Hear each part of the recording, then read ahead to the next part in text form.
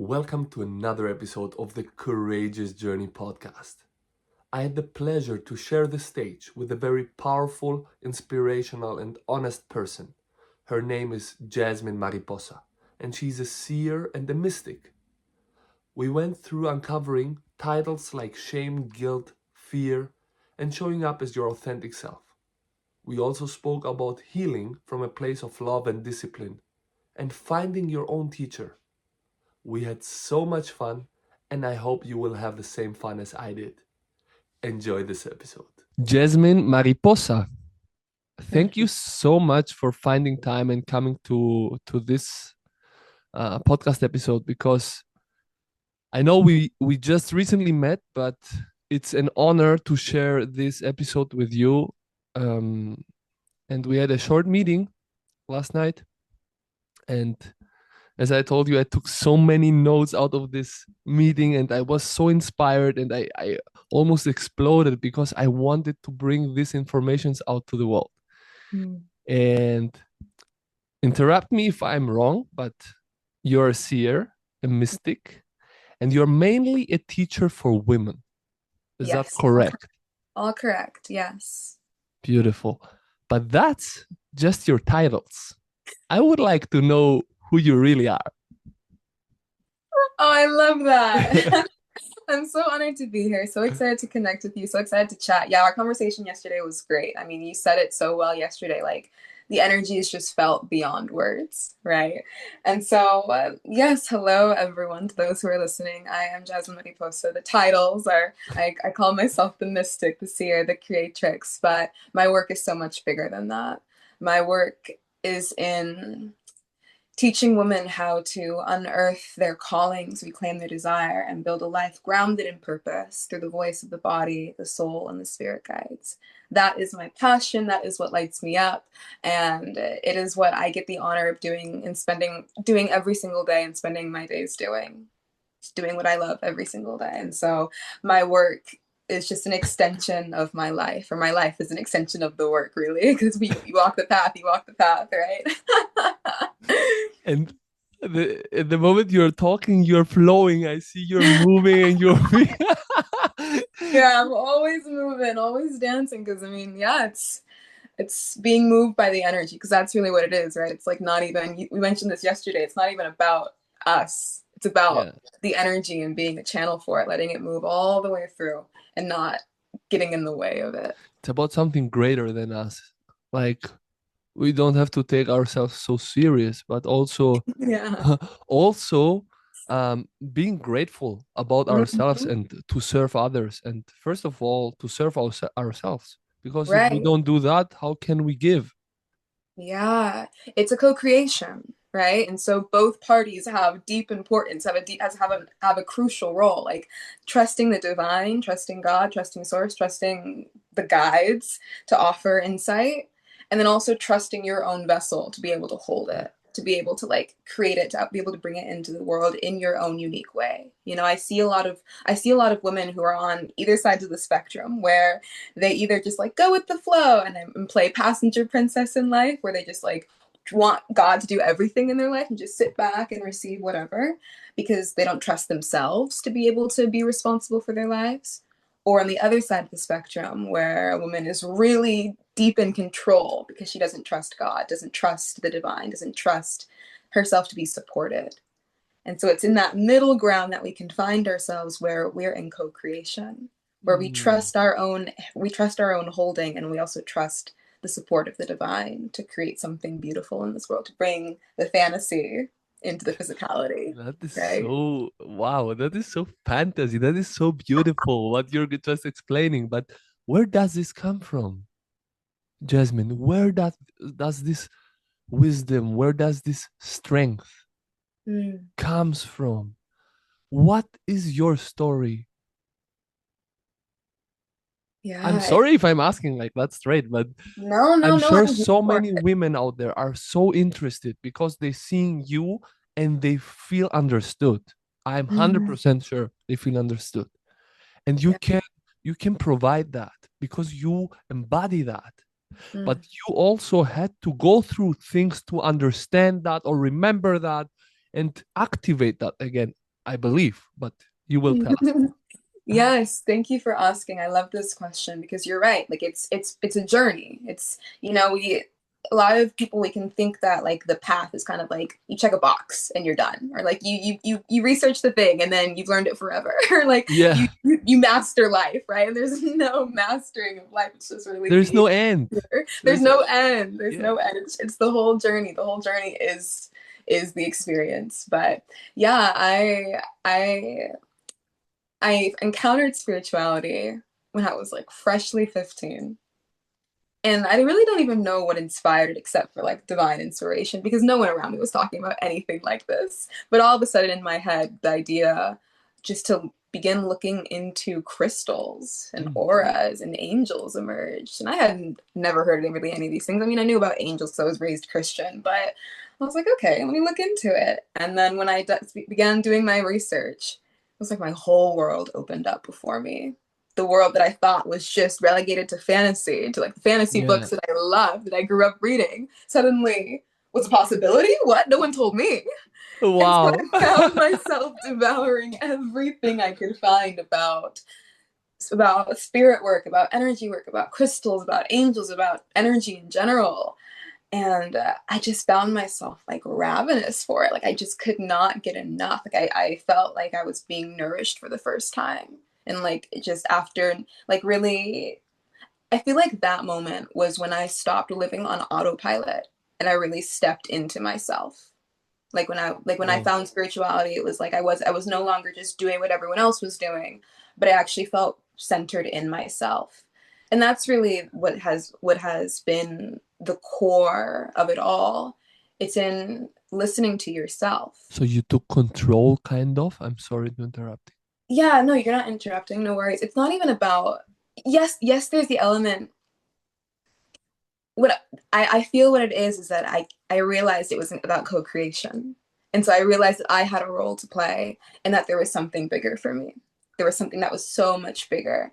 And I was just blown away because I mean, I had grown up Christian and I had grown up feeling, I mean, even like in the church, I would feel energy and be like, whoa, what is this? And suddenly I felt it in other places too, in ways that weren't allowed in the ways that I had known. And it felt so true. And it felt so alive and it felt so nourishing in a way I'd never experienced before. And so I just continued following the path. I continued following my curiosity. Curiosity is an important guide. I think curiosity is the beginning of all the Mm, gifts, the right. divine gifts we have. Absolutely. Curiosity is an important teacher, an important guide. And so Yeah. I continued following that thread of curiosity. And I remember stumbling upon people who were offering readings, spiritual readings, like energy readings, past life readings, tarot readings, and me being like, whoa, what is this? I thought only like the people in the books had this. What do you mean Yeah. people can just like there's seers that exist? I thought I'd have to like become blind to become the seers because in all the books the seers are blind, you know. And Yeah, yeah. I mean, I won't lie. I used to like pray, like, okay, maybe one day I'll lose my vision and become a seer and pray to have like my werewolf transformation. I was into all the fantasy books. And while I did not have my Wow. werewolf transformation, I had a deeper one of like really coming into my own power because I saw these people with these gifts and I was like, I want that. I want to do that. I'm curious about it. And I heard a little voice that was like, what if you try? And I was like, what do you mean? What if I try? I don't know anything about this. I think I'm just I'm just being introduced to this world. But it's like, what if you just try? And so I connected with this internet friend that I just made, did not know anything about, right? And I say, hey, would you mind if I experiment, try to do like an energy reading on you? I have no idea what I'm doing, but maybe. And she's like, I mean, yeah, sure, why not, right? Like, what's the harm? And so I gather myself and I have her name. So that's really all I have from her. I don't know anything about this random woman on the internet. Shout out to her.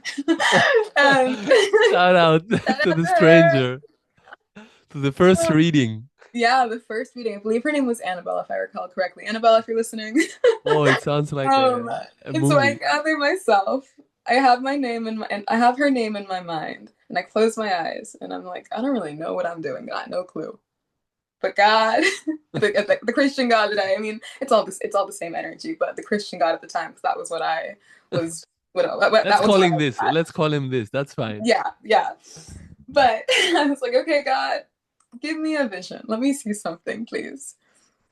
And then all of a sudden, something came. And I saw this vision that was beyond anything that I could have known myself about this woman. And really, I had no context for it. I saw this vision of like a snowball that was rolling down a mountainside and just getting bigger and bigger and bigger, like snowballing as it went down. And like there was this energy of like urgency. And so I'm like, I have no idea what this means. Let me just type it up, type it up. I send it to this woman, and she's like, how did you know that's exactly how I feel in my life? I'm like, Yeah. I don't know. I just asked. I don't know. Yeah. And so from there, I began to offer readings on Tumblr, $1.50, like in feeling guilty at that, right? Yeah. $1.50 for an energy reading. And just asking, all I asked for was a name or for initials.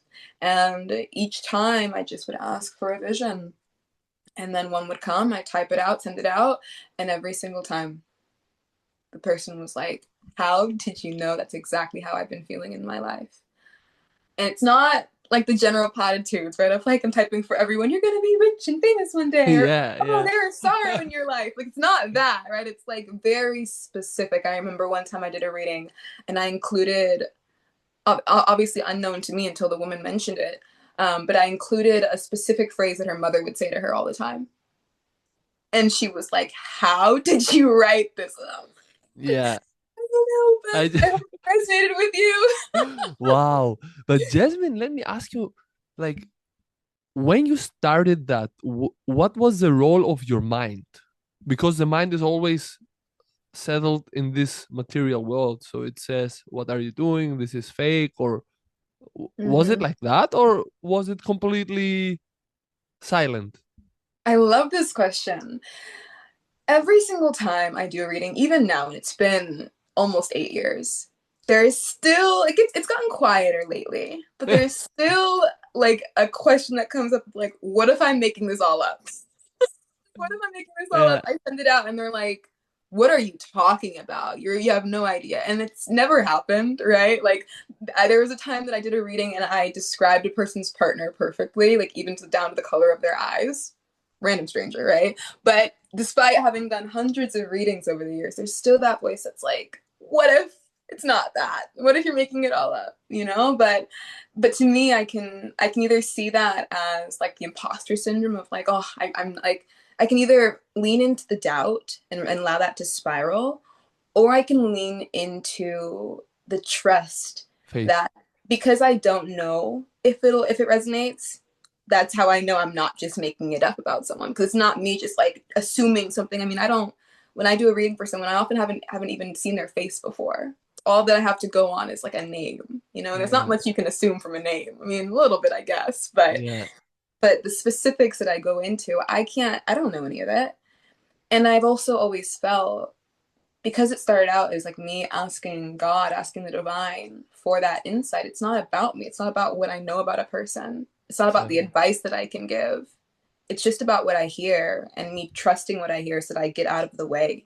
I mean, it's a big responsibility at the end, right? Because Right. people trust us and our guidance, our help, our support, and we don't want to mislead them or to. Right, exactly. Yeah, because Right. if I try to like make it about me and say, "Oh, I think you should do this," or "I think this is right," or "I think that's wrong," and that's completely off, then I'm doing a disservice to the person. Yeah. You know, and thankfully, I don't attract people who try to like I don't attract people who want me to prove to them that I'm right. You know, there's some people who are like, "Okay, show me. Like prove to me that you can do whatever. Like dance for me basically." And I don't attract people like that, thankfully, but I also have to trust and I don't attract people like that. And so when I do readings, like pretty much without fail, it really resonates with the person. But I also have to trust that if a person can't fully see it yet, that's also what they need in this moment. That it'll Mm. become clear for them at a later moment. Just because they can't fully see it yet doesn't mean it's not still true. And that's Thank you. also Thank you, Jasmine. Thank you so much. You know, I want us to do something we talked about yesterday, but I really like to give it an explanation what I mean. I want us to uncover the titles of healing, meditation, the divine feminine. What do I mean with uncover? I mean to make it simple. Because these Mm. titles, you hear them everywhere now. Oh, you have to fast, or the divine mother, or but what is it? What is that? We Mm. don't just take these titles and make them fancy, because that's not what it is. It's not about that. Because as we said, we are it's so much bigger than us. Mm.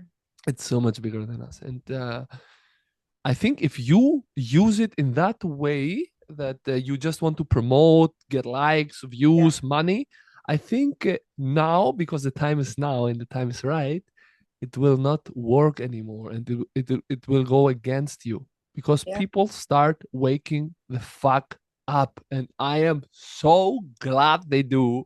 I'm so glad they do, because you see a lot of truth coming out, and you Yeah. see a lot of healing coming out.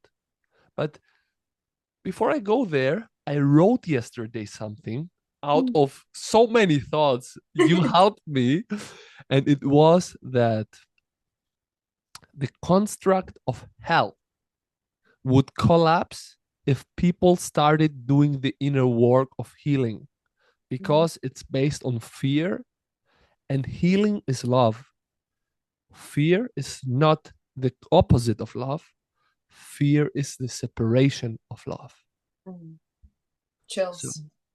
Yeah, absolutely. Absolutely. Yeah, I love to say thank you for sharing that. I like to think about shame. There's so many of us hold so much shame, women in particular. Like there's just so much shame that is held within the collective. can you give an example of somebody feeling shame? Yeah, absolutely. It is the person who feels like they can't share their voice with the world because it's wrong or because it sounds too weird or they don't have all the right words. It's the Yeah. person who is afraid of sharing their art because like, oh, what if it's not perfect? What if it's cringy? What if they don't like it? What if no one sees it? It's the person who feels the call for so much more but hasn't seen anyone else around them to act on it, and so they think there's something wrong with them, right? It's the shame, it's this like this self-inflicted criticism, the self-inflicted punishment for who they are, what they hold, because it doesn't match or doesn't fit in with what they know. And so Yeah. I like to think about shame as shame closes us off, shame shuts us down, where grace, curiosity, love opens us up. And so continuing with the thread of like the construct of fear or the construct of hell and how that's so fear based, so much would change if more people began realizing they don't have to live in shame for who they are, for the gifts they feel. Because for example, like the gifts that I have of sight, if I felt ashamed about it because there was something wrong with me, something weird about me, then I would have like likely repressed it, pushed it down, tried to hide it away out of fear of Yes. it. Yes. And that's not this then that's not and the call is so Jasmine, bigger. it's it's whatever our belief system is, we are Right. feeding. So if you believe that you're not enough, that you're not worthy, that you're not good enough, when you truly believe that, you will see that outside. Yeah. And it's everything what we feed the hell. You feed hell with fear. Mm-hmm. Yeah. Why don't you try to feed the good thing, and Mm-hmm. don't call it positive? No, no, no. Forget about this. We are Mm-hmm. not about being positive and all light. No, no, no, no. Truth has nothing to do with these things. Yeah. So why don't you try to feed your life yourself with good things that Yeah. maybe will support and help you in a way that you're gonna create something out of that. Absolutely. It's in the work of as I phrase it, recalibrating your inner compass. Mm, Because often like the modern world, the Western world, calibrates all of our compasses to a north that's not our own. It yeah. teaches us to live a life that's not our own. It teaches us to show up in a way that's not true. It teaches us to distract and to hide away and to avoid actual truth. and in favor of just like being obedient and listening and following what everyone else is doing. And so our compass is gradually calibrated to a north that is based on what's popular, what is mainstream. And so this work, the healing work, I mean, and it's healing work is really just self-discovery. And healing, even the phrase can be a little bit, can be difficult sometimes because it can be really easy to get caught in the trap of like perpetual healing, and Thank not you. healing from a place of love, but healing from a place of still shame, of like there's something that needs to be fixed, there's something wrong with me. Yeah. And that's the big difference of of like healing from a place, or like actually not even healing, approaching your path from a place of discipline, which says it's shame based. It says there's something wrong with me. I have to fix this thing about me. Like I need to, like I'm criticizing myself to be So better. rigid, So so rigid, ah. absolutely. And then that's the difference between the discipline based mindset that so many of us are entrenched in, and devotion, Yeah. which says I'm showing up for what's true because I love it so much. I'm showing up for myself because I love the path so much. I'm showing up for my inner child because I love them so much. I'm showing up for my purpose, even and especially when I don't feel like it, because I Yes. know where it's leading me, There's right? so much acceptance. Yeah, there's so much power in it. There's so much power in devotion because devotion is love based. And so back to what we were talking about, the fear, like shame closes us down, where grace opens us up, love opens us up. And the curiosity that's in devotion as well, like letting that curiosity lead.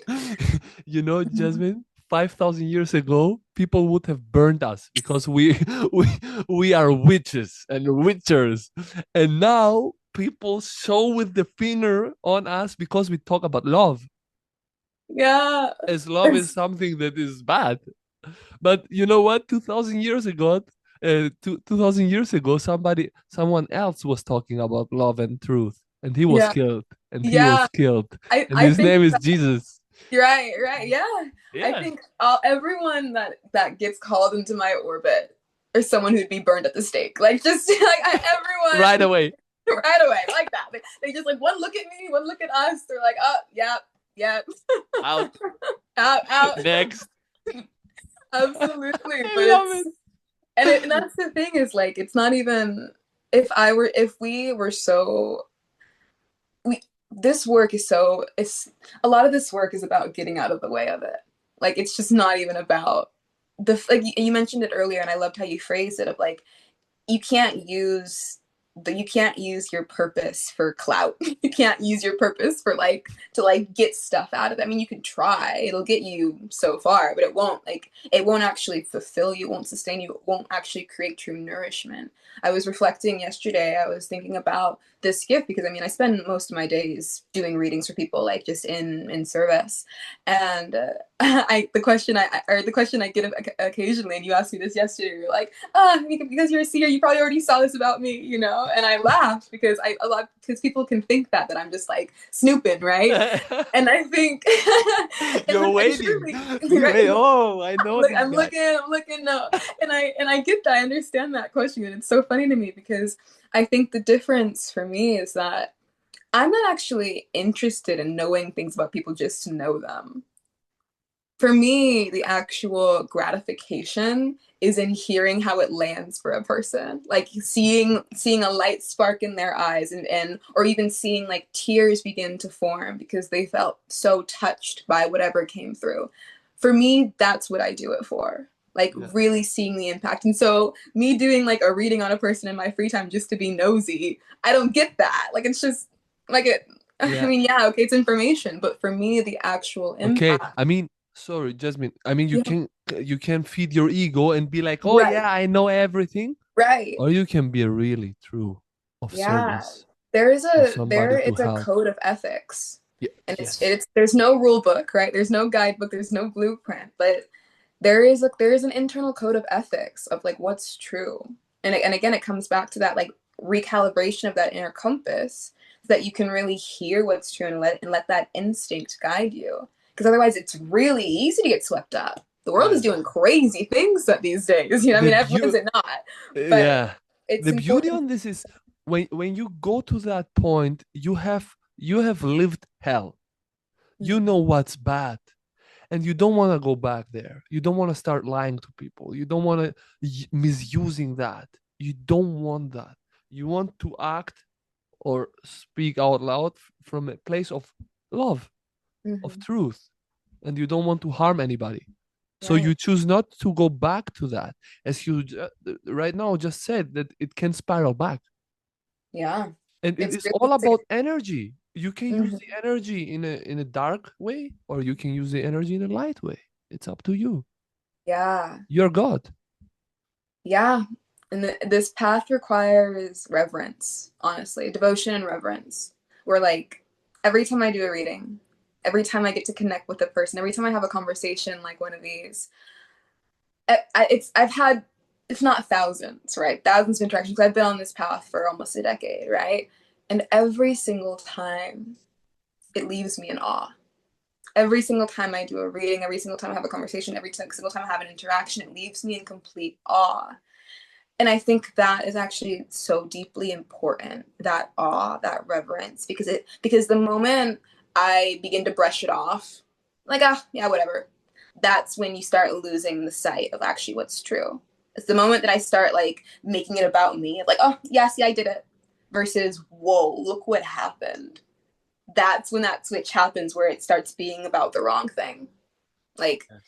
like we talked about, this work is an act of co-creation, right? And so it's not just what comes through, but it's how I phrase it. It's how it's like meant to come through me. It's about the people who I call into my orbit because of my energy, and it's about like getting out of the way for what wants to come through. Like yes, having my own personal touch, but not trying to mold it to what I think it should be, but really trusting what it is. Yeah. Thank you. Thank you for that, Jasmine. I like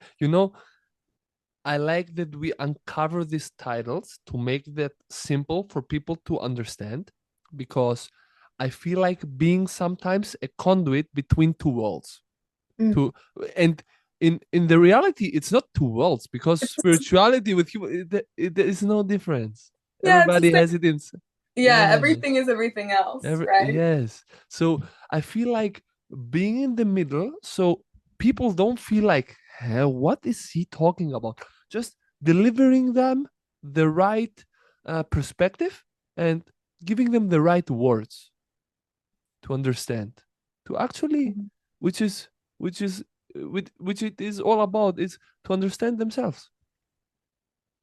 It's Yeah. not about giving you something.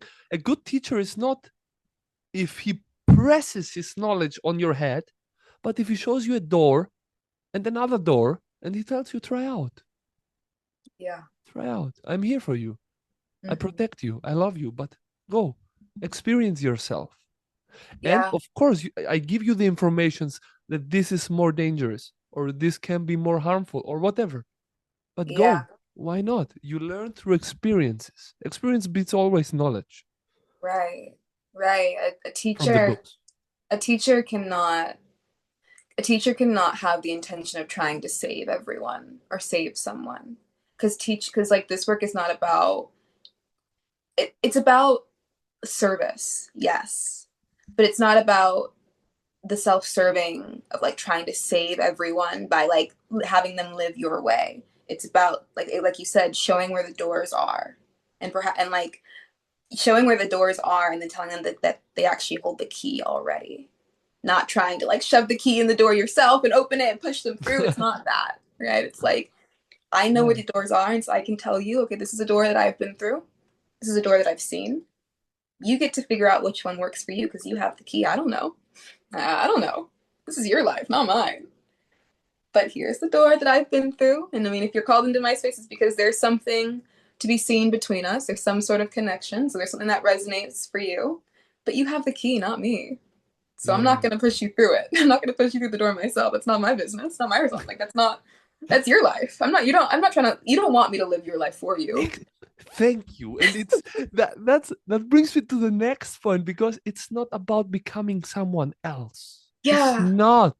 It's about fully letting yourself be who you are. But how do you know who you are if you never tried to understand yourself? If you never tried to go out and see who you really are? Make Yeah. the mistakes. How can Exactly. you? Exactly. I remember when I was like 16, I was laying on the floor in my room, and in this question, I saw someone post a quote, and it just like this question like was like a gut punch, and it was, "Who are you when you are alone?" Yeah.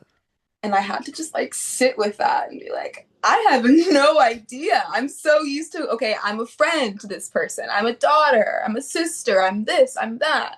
I'm an artist. Like, or like, who am I when I'm not performing? Who am I when I am alone? Who am I who am I as myself? And I had to really get curious. And for like days, I had no idea what to do with that question, but I really had to sit and get still. And it's like with that question that we get to move closer to our purpose, move closer to our truth, move closer to like recalibrating the inner compass. Because when you ask yourself, who am I when I'm alone? You get clear on, okay, and who am I when I'm alone, and also who am I supposed to be? Not even I don't even like supposed to, because that comes with like the shame of like a should, but like who am I meant to be? Who am I called to be in this world? And how does the way that I'm showing up compare? Like, who am I meant to be in this world outside of what I do for others, outside of who I am for others? And how do I show up every single day in that? Yeah. Yeah. Yeah. Like question that sounds so simple, but trust me, you know that Right. as well. People have no answer on that. Right. Exactly. Just ask them, who are you? And they start telling you like, I'm an I'm an owner of this business. But no, no, no, I'm not asking that. No. Who are you? Tell me a little bit about your story. Yeah. Who are And you? yeah, the question I love to ask my clients, the women that, even just anyone I interact with, I think I even asked this to you yesterday, like, what's alive for you? Like, I love to ask, 'cause, like, that's so much more, that tells me so much more about a person than what do you do for work? I don't Yeah. think. I mean, like, no, like, what is alive for you? Where does your passion live? Like, what are you creating? I know I asked you this yesterday. Like, what is the vision? What are you creating? Just, I'm You, curious. I want Jasmine, to you know. asked the right questions, and I had the problem after our meeting to write 1,000 notes down, not being able to sleep at night. My fault? Oh my goodness. But it was a good fault. It was a good fault. Ah, I love it. That's so, What yeah. I Yeah. actually, I, I actually have a question, and I wrote it down because I would forget it. Of course, my notes. What are or is your biggest struggle with being a seer, a mystic, this work you're doing with the feminine side? What is your biggest struggle? Mm. Ooh, this is a good question.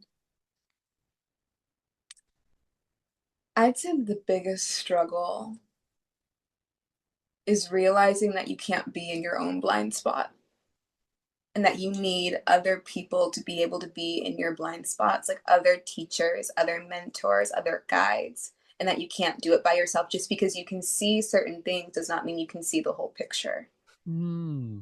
And so there is like a humility that's required. And I use humility like very intentionally, because I don't really like the word like to be humbled. Like the definition of it is like to make yourself lower. And I don't like that.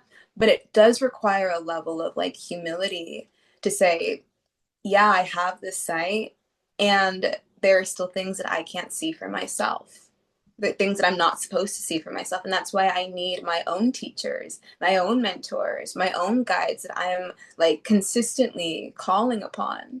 Because it's really easy when you have so much spiritual knowledge to get lost in it and think you know everything already. And so realizing that everyone is a teacher, and yes, everyone is a Yes. teacher, but also really dedicating and devoting and investing in mentors that have walked the path, because they help you avoid a lot of the pitfalls. Even, perhaps not even avoid them, because you have to go through your own. You have to live your own. You have to walk your own path regardless. You know, but they can help you spot some of the rocky parts that you can traverse them with a bit more ease, perhaps, or a bit more awareness. And so for me, it's like reminding myself every day to like slow down and and like really, really listen to what my guides have to say, even past what I think I know, like what's really true. It's interesting you say that, because when I was in India, I started learning. My teacher said this to me: in order to heal everything, you need to be 100% honest with yourself. Even in the questions you ask and the answers you receive, be 100% honest to them. Otherwise, healing doesn't work. Yeah. And I understood then. But sometimes, the ego is still trying to push it away. And I Yeah. want to say this, Jasmine, that expressing your truth is the most powerful characteristic someone can have. No shame, no guilt, no fear, no discomfort of showing up as your true self, and no pain. You become free. Mm. It has Yeah. all to do with the truth, with the light, with love, because love is that. Yeah. Love is the way. Absolutely. It this path requires a willingness to break your own heart with what's true. Like to really face what's true, even and especially in the grief of it. Like especially in the grief of it, where you don't want to face certain things about yourself, about those you love, about the ways you've built up your life, about the ideas you've clung to, and being willing to like to break your own heart for what's true. How difficult was it for you to relearn all those things? I feel like I'm learning every single day about it. I feel like it's an everyday thing. It's an endless lesson. Please give me a break. Yeah, I was reflecting a few days ago. I was like, I feel like my whole life is just self-reflection. And it's because I spend so much of my time like in self-reflection and writing so much and then sharing my writings and then talking with people. Like so much of my life is in self-reflection. And it's actually the question of like what the question that you asked me before of like what's one of the hardest things. That's also a part of it as well. Like another hard thing is understanding or being really how can I phrase this? For those of us who for those of us who are really connected to the divine, I mean we all have connection to the divine, but those of us who like live in the position of like teaching and like really we're in it every single day, there's this space of like not continuously picking at the wound or like not continuously trying to like get more from the experience and like letting yourself live your life as well, like letting yourself enjoy your life is a Wow, big part of it, right? Because I can spend forever just that's self-reflecting the and answer. thinking thoughts, right? But it's like, okay, can I just let myself live my life? Can I go dance? Can I Yeah, go enjoy myself? Can I go spend time with family without trying to psychoanalyze every single part of it or like what I'm doing or what they're doing? Can I just go dance and enjoy myself? yeah. Can I live my life? You know, because it's like, it's, well, yes, the every day is the path, and every day, like if you're showing up to it, it's also not about like constantly picking at it and like constantly trying to analyze it. That's still like the spiral of like, oh, there's something to fix sometimes. And sometimes it comes with fascination of like, oh my God, there's just so much beautiful energy here. But we're not here to like only live in the up here, like in like the 5D, you know, we're not here for that. We're here to live in the Experience physical. that. We're here to experience it. We're here to enjoy our lives. And sometimes it just means like relaxing. Like sometimes Uh-huh. it's just like just chillax, you know? Girl. And and that can be the hard part because for those of us who like just feel the energy so richly every day and whatever we do, Yeah. sometimes it's just like the reminder is like, no, live your life. And that's also the path. It's like the whole life is ceremony, right? But go like stop journaling and go dance or go out to eat, go talk to your family, Yeah. live your life and enjoy Just it. Let yourself enjoy your life. yeah, do regular things. Yeah. Do normal casual things. I mean, Yeah. find joy in those things too. Yeah. It's not about being always in Right. the clouds. No, it's I Exactly. don't believe that.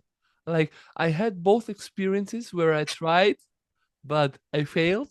You said that And yesterday, right? Where like you can try to opt out, it just doesn't ever work. Like you you can can like try. you play it like yes, yes, this is it, but you know it's not because love doesn't need fighting. Love doesn't need, Yeah.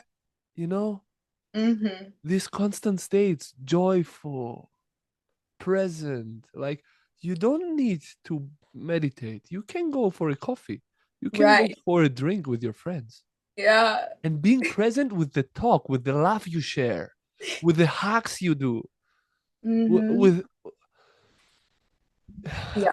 words are not enough. Yeah.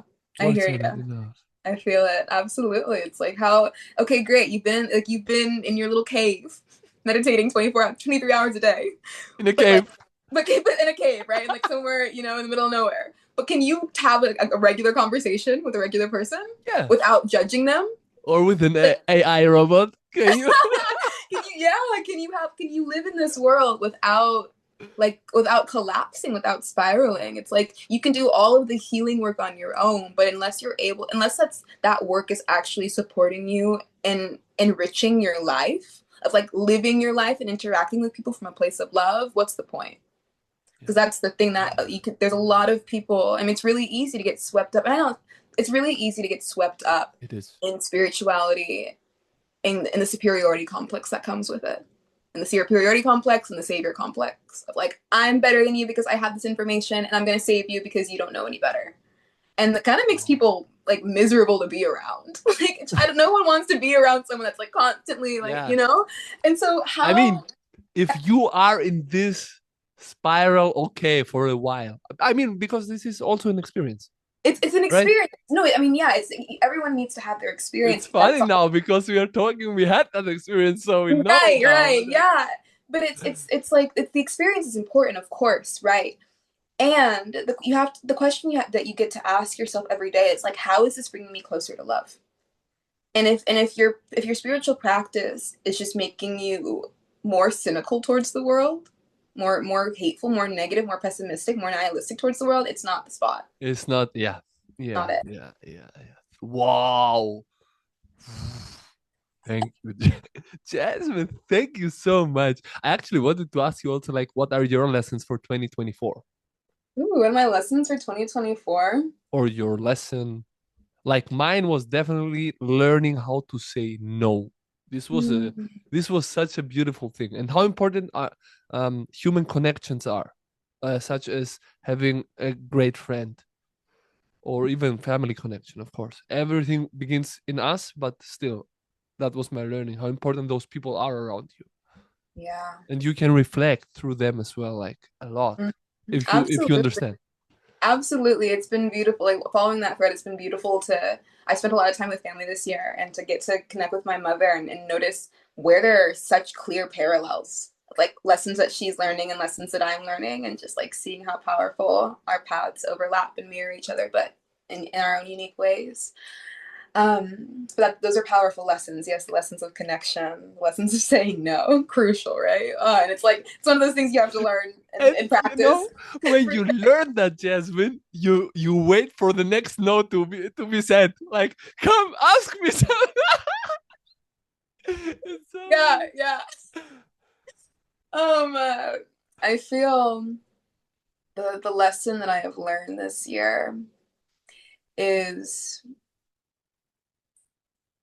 the way that I phrase it is like the woman is willing to break her own heart for what is true. I mentioned that a little bit earlier, but what that is like you can spend your whole life in adolescence, like in physical maturity, but in emotional and mental adolescence, like where you're just kind of still thinking from the mindset of a girl or of a boy.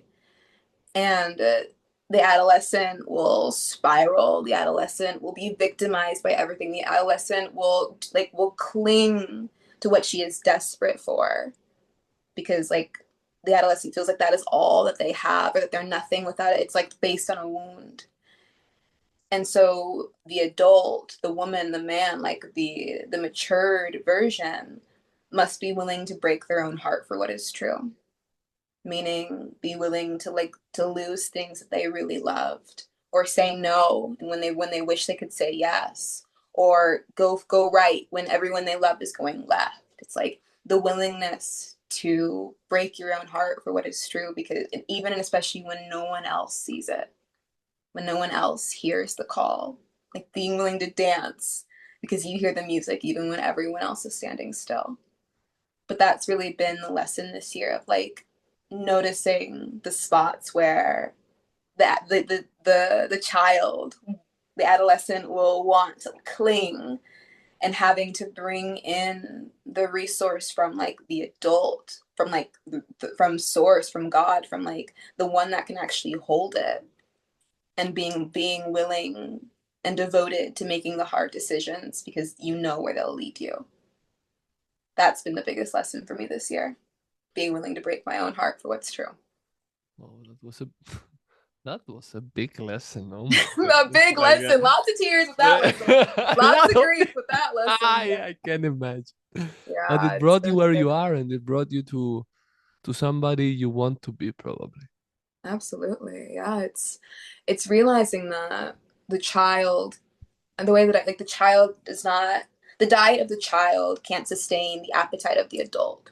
The diet of Oh the wow! girl can't sustain the appetite of the woman. And what that means is like the scraps and the patterns and the cycles and the spirals that like the outgrow that the child, that the younger self spirals out in, will not cannot and will not sustain the vision that you hold for your soul. And like that vision requires a responsibility that this child is just not equipped for, not to no fault of the child, but it really requires a maturity to be able to hold the vision of your soul. And this maturity is like responsibility, and it's awareness, and it's like devotion, really. And so it's yeah, I'm seeing the ways in which I have not been able to hold that maturity in the past, and stepping deeper into it so that I can actually realize, I can like actually bring into physicality the vision that I see, like the thing that like I'm here for. Oh, an absolute blessing. Like, wow. Yeah. Can you just give a wish, give a prayer for the people out there for the next year? Just Yeah. a simple one. Mm. To have the courage to be honest with themselves. Thank you. Yeah, that's my prayer. To have the courage to be honest with themselves in every moment, to Oh, show up thank for what needs to be shown up for, to devote to what's looking to be devoted to, and to be willing to break their own hearts when it's needed for what's true. you. Yeah. I would, for people who are listening to this episode, I would also say that they can. I myself will detox from psychological and physical as well. Like I will detox on the 31st and on the 1st of the year from my phone, so I will shut it off. And also, I will fast physically from food for a day, just to make the intentions, to put the intentions, and just connect to myself, and yeah, bring out Mm. the wishes, not just for myself, but Yeah, for where we are heading. for where we're headed. Yeah. Yeah, Jasmine, it was a blessing. It was a blessing, and I'm very thankful for your time and for Mm. everything you offered to this conversation. Really, there is beyond words. Thank you so much. Thank you. It's been an honor, a pleasure, and a joy. And I look forward to hearing from the listeners how this work lands for them, because this call is a really rich one, a really potent one, a very good podcast episode, if I do say so myself. Well, thank you again. Have a good 2025 start. You as well.